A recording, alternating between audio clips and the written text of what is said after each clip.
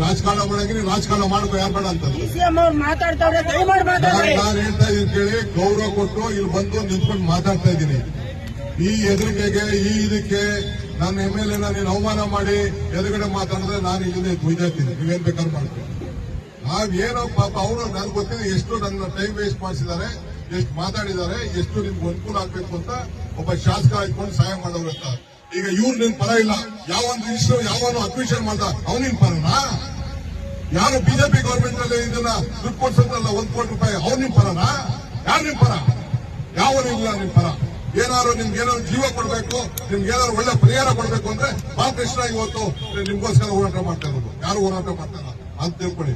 ನಾನ್ ನಿಮ್ಗೆ ಹೇಳೋದಿಷ್ಟೇ, ಕಾನೂನು ಚೌಕಟ್ಟಿನಲ್ಲಿ ಏನ್ ಸಹಾಯ ಮಾಡ್ಬೇಕು ನಾನು ಮಾಡಕ್ ತಯಾರಿದ್ದೀನಿ. ನಾನು ಯಾಕೆಂದ್ರೆ ಇದು ಕಾನೂನು, ಇದು ಏನೇ ತೀರ್ಮಾನ ತೆಗೆದುಕೊಂಡ್ರು ಬರೀ ಬಿಡದಿಗೊಂದು ತೀರ್ಮಾನ ತಗೊಳಕಾಗುವುದಿಲ್ಲ. ಇಡೀ